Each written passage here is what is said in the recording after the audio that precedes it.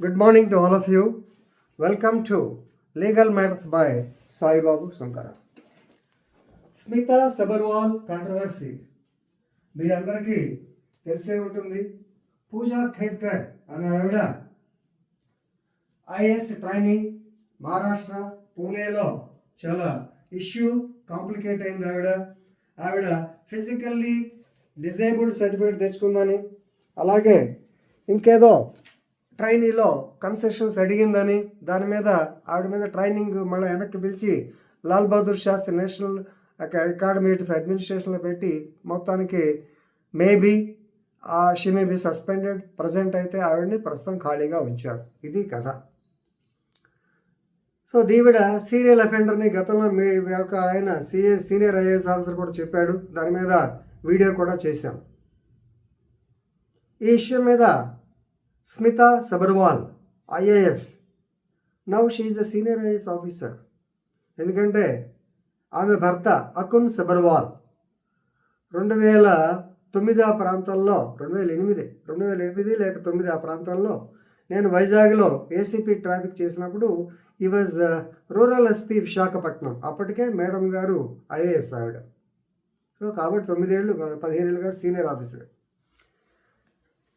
She tweeted on her portal X, Twitter వేదికగా ఆవిడ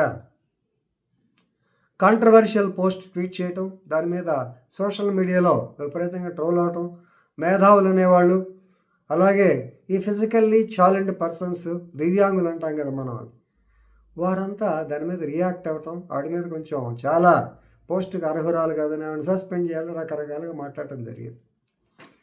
అందుకనే బాధ్యత గల ఒక స్థానంలో ఉన్నప్పుడు మన పోస్ట్ కూడా చాలా బాధ్యతగా ఉండాలి. ఆవిడ ఎంత జరిగినా సరే ఏదో జై హింద్ అని లాస్ట్లో నా యొక్క వెర్షన్ తీసుకోండి అన్నారు, కానీ ఐఎమ్ సారీ అనే మాట అనలేదు అనుకుంటా. ఆవిడ ట్విట్టర్లో కూడా మళ్ళీ చూశాను. అది పర్సనల్ ట్విట్టర్, దాని గురించి పెద్ద సోషల్ మీడియాలో అది పెద్ద అఫెన్స్ కూడా కాదు, కానీ కాంట్రవర్షియల్ టాపిక్ అది. అందుకనే న్యాయ విద్యార్థులు కూడా చెప్తుంటారు, నేను మాట్లాడే మాట, క్లాసులో చెప్పే మాట, ప్రతి మాట మీకు ఉపయోగపడాలి.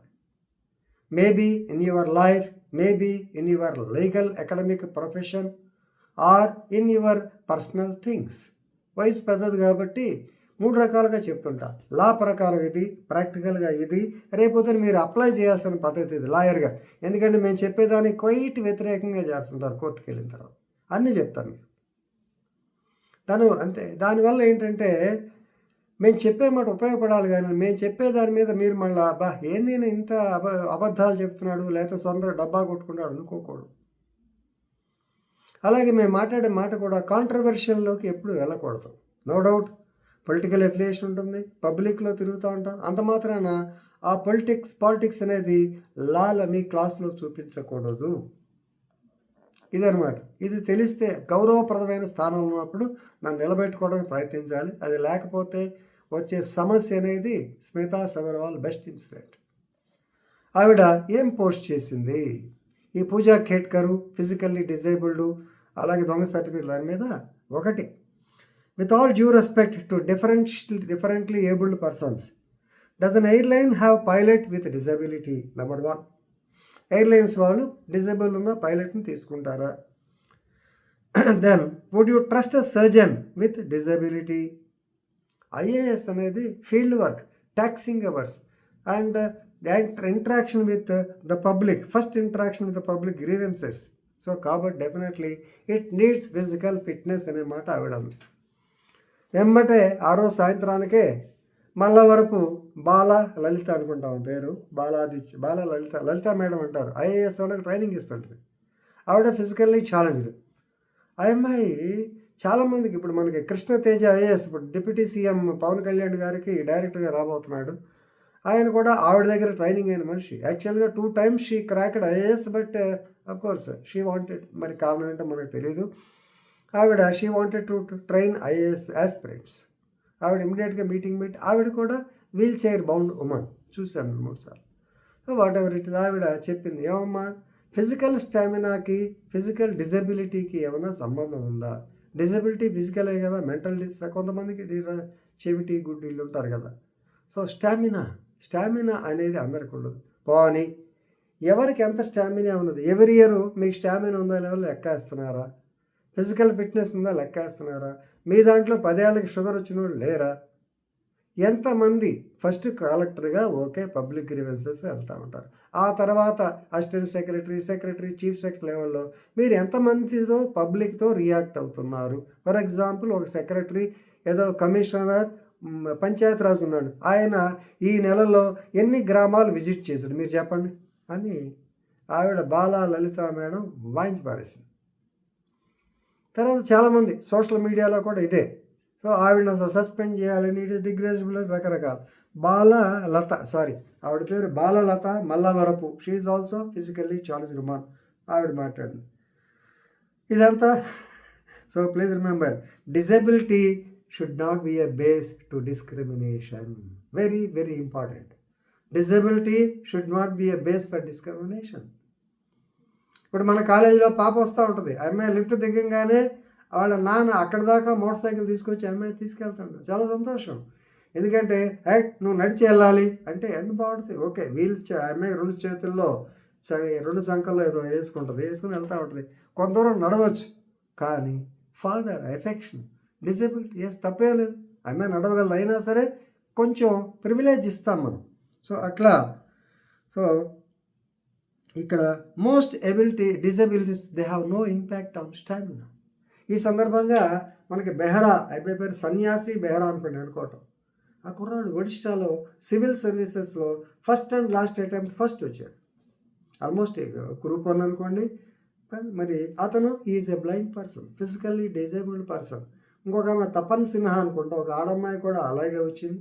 సో కాబట్టి ఫిజికల్ డిజబిలిటీని మనం ఇట్లా కంపేర్ చేయటం బాగోదేమోనని. ఇకపోతే మొదటికే ఏమమ్మా స్మితా సబల్వార్ గారు మేడం గారు కదా ఆడాను.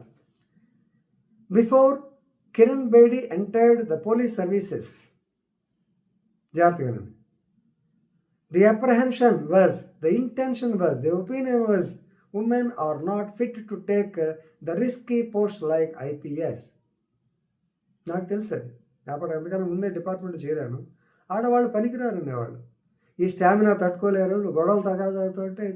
మరి కిరణ్ బేడి గారిని చూడండి, ఇందిరాగాంధీ హత్య జరిగినప్పుడు ఢిల్లీలో వాళ్ళు ఉంటారు కదా సింగులు, వాళ్ళ మధ్యలో నిలబడి she control more than a man. ఇప్పుడు కూడా చూడండి ఆవిడ ఎఫిషియన్సీ కానీ. సో కాబట్టి ఈ డిస్క్రిమినేషన్ అనేది మగ ఆడ ఫిజికల్లీ డిజేబుల్డా కాదు, అంబేద్కర్ గారు పెట్టినటువంటి. సో నో డౌట్ మీరు తర్వాత డాక్టర్స్ ఎంతమంది లేరండి, చాలామంది ఉన్నారు డాక్టర్లు, ఫిజికల్లీ డిజేబుల్డ్ చాలా ఎక్సలెంట్ డాక్టర్స్ ఉన్నారు. పాపం మాకు తెలియదు మరి ఏంటో కానీ. You trust them or not, we're not bothered. But ఇలా పబ్లిక్ వేదికలో, పబ్లిక్ ఫోరంలో కాంట్రవర్షియల్ స్టేట్మెంట్స్ ఇస్తే కొంచెం ఇబ్బందికరంగా ఉంటుంది. ఆవిడ ఐఏఎస్ ఆఫీసరు, ఆవిడ మీద కామెంట్ చేసేంత అంత ఏజ్ ఉంది, కానీ పెద్దవాడినే తప్పు లేదు.